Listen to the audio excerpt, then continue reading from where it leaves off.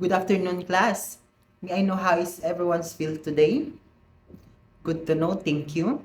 To start our discussion for today, let us all stand for a prayer. Miss Plaza, kindly lead us a prayer. Pick us some pieces of paper before we start our discussion. Then if none, you may sit on your respective chairs. To start up the discussion, let us be aware of the classroom rules. First, be kind and respectful to everyone. Listen to your classmates and teacher. Raise your hand before speaking. Lastly, work hard and do your best. So let us have an attendance for today. May I know who are the absentees for today? All right, thank you. Okay, students, now let us have an activity for you to be energized this morning. I prepare a sagging exercise which help us do the basic exercise. Thank you for participating, class. Before we proceed to our next lesson, let's recapitulate the last lesson. So who among you here can tell me about our last topic, last meeting? May I know who? So, may I ask Miss Haranilia? Okay, very good, thank you. So our last topic was all about the ecosystem. It's a geographic area where plants and animals and other organisms, as well as weather and landscapes, work together to form bubble of life. So ecosystem contain biotic or living things, parts, and well as a biotic factor or non-living parts. Biotic factors include plants, animals, and other organisms. Now let us move to our next activity. I have here some pictures and try to guess these pictures. So are you familiar with these pictures? What can you see in the pictures? And what do you think is our lesson for today? The picture shows population growth exponentially until it nears carrying capacity, which is shown by a separate horizontal line. So as the population nears the carrying capacity, population growth slows significantly. Before we proceed to our next lesson, let me show you first our learning objectives. So at the end of the lesson, the students are expected to define the relationship between population growth and carrying capacity, examine the ecosystem as being capable of supporting a limited number of organisms, value the lives of species, diversity, probability of adaptation, and survival of organisms in changing environment. Are you ready to know more about our lesson for this afternoon? So our topic is all about the population growth and carrying capacity. As the population growth in an area, a population may experience the effects of increased densities. In a given area is a maximum of population size of the species that the environment can sustain is called the carrying capacity. Carrying capacity is determined by the amount of available resources. These resources include food, habitat, and water. For you to understand the concept of population growth, I prepare a video clip presentation for you to watch. Years, up to the year 1800 to reach the first billion inhabitants. But once we hit that mark, things started to move. The number doubled to 2 billion in just 130 years. 2 billion became 3 billion just 30 years later. It took 14 years to go from 3 billion to 4 billion, and we reached 5 billion 13 years later. You can see what's happening. 12 years later, we're at 6 billion, and another 12 years after that, we've reached 7 billion. What is surprising is that over the past 50 years, the actual growth rate has slowed, yet the size of the world's population continues to rise. So how can both things be happening? Births, which gets us back to the original question. Why is world population still rising even though the actual growth rate has slowed? Currently, the world population increases by 1 billion people every 13 years.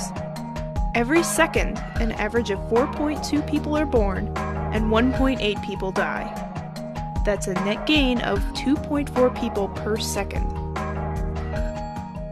Today, the population totals almost 7 billion. By 2025, it is estimated to reach 8 billion. By 2050, there will be 2.5 billion more people on Earth than there are today.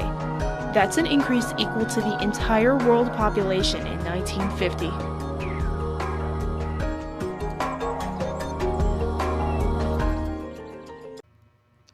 Carrying capacity can be defined as a species' average population size in a particular habitat. For you to understand the concept of carrying capacity, I prepare a short video clip for you to watch. Welcome to Moo Math and Science. In this video, I'd like to talk about carrying capacity of an environment. The maximum number of individuals in a species that an environment can support for the long term is the carrying capacity. Carrying capacity is limited by the energy, water, oxygen, and space, which are all limiting factors. As a population nears the carrying capacity, resources become limited. And if a population exceeds the carrying capacity, deaths begin to outnumber births. Let's take a look at the fish family that live in the fishbowl. Life is plentiful. There's plenty of space. There's food to eat. There's energy from the sun. And they're able to reproduce. However, as they reproduce, resources begin to become limited. They're limited by space and the amount of food. However, they're still able to reproduce.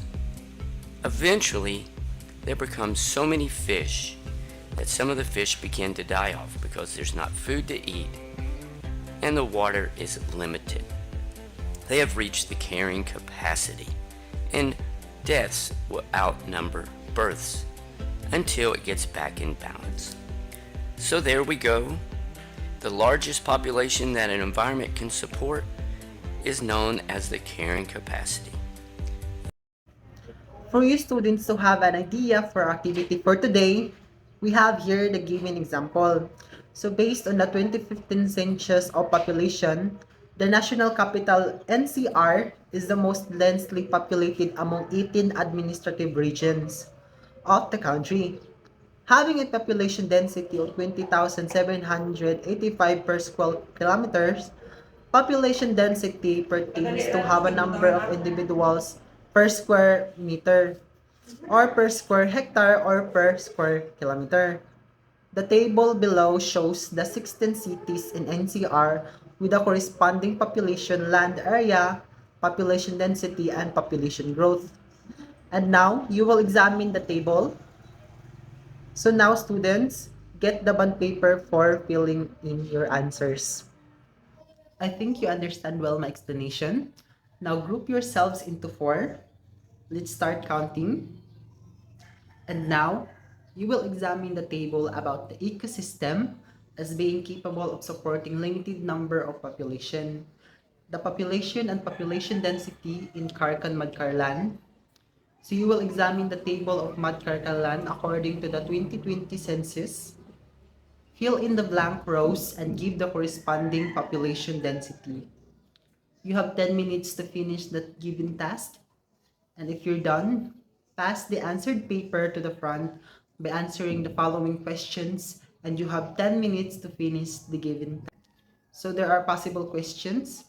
So first is based on the table, which municipality has the highest population size and least population size, and what happened to the population density as the population size increases. So submit your answer to the front if you're done. And answering the essential questions, you can pass it in front. Then you explain the results of your activity, and then you can pick a representative to represent your output. Now, to examine the two different environments, read the story of a grade 10 students who are living on the two different environments. Essential questions are provided, answered 3 possible answers that could be experienced by the main characters in the story. Walk in 2 words. Situation 1. Pedro is a grade 10 student from an urban place in his country. His family is living in a small room made of recycled materials, tarps, and cheap woods. Early in the morning, as he goes to school, he needs to walk along a muddy skinita since rained before that night. This is common to their places since there is no proper drainage systems. On his way to school, he saw two kids peeing in pots because toilets are few and communal, and they sometimes need to pay for using it. Most kids in the area do not go to school anymore, and their parents are always out working in the nearby factories, leaving their children unsupervised and most of the time unfed. This means the children malnourished and suffer respiratory problems and skin diseases. This is the usual Monday morning to Pedro. Despite all these things, Pedro is determined to finish his schooling. And now, students, after reading the story, we will now move to the essential questions. So, number one, what are the problems that were described in the story? Alice down the tree. And second, what are the effects of these problems in the people's health, nutrition, and well being? So, you may now answer. And now, let's proceed to the situation 2.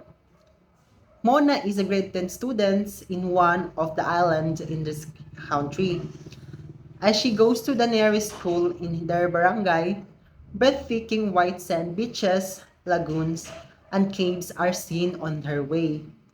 Their places were interesting and strikingly beautiful with highly and mountainous terrain. Because of the terrain, the drainage is good and prolonged flooding is not a problem. She enjoys walking as she sees unique plant species, full bloom and some fruit stages. This diversity leads to abundance and variety in terms of flora and fauna in the island. Along her way, she saw Mangkardo and Bangkarding planting kamote, gabe, and cassava in their wide land. Her long travel going to school always excites her since the unspoiled beauty of the island and the peaceful lifestyle of the people are wonderful postcard sceneries and serve as her companion as she took the steps in completing her school years. So these are the essential questions. Number one, list three descriptions of the place. Second, what are the effects of rich biodiversity in the people's health, nutrition, and well-being? You can now answer. So if you are done, students, you can submit your paper now. So with the same groupings, for you to understand the concept of carrying capacity, let us examine the two pictures below. So imagine that your friends will take a boat ride to explore the island communities in one of the coastal provinces in the country. So the boat's capacity is only 20 persons, but 30 insist to have a ride. What do you think will happen to boat A and boat B? Which boat consider its carrying capacity? So you have 5 minutes to answer. And now by answering the given task, you are guided by the given rubrics. You have 5 minutes to answer the given essential questions. So the first question is, what is the factor that can affect the carrying capacity? How does the carrying capacity affect the growth of population? And why it is important to determine the carrying capacity of a place? So now if you're done, you can clap your hands together with your group and present your answered question to the front. And okay, students, thank you for participating. Sure, we learned a lot for today and see you in our next meeting.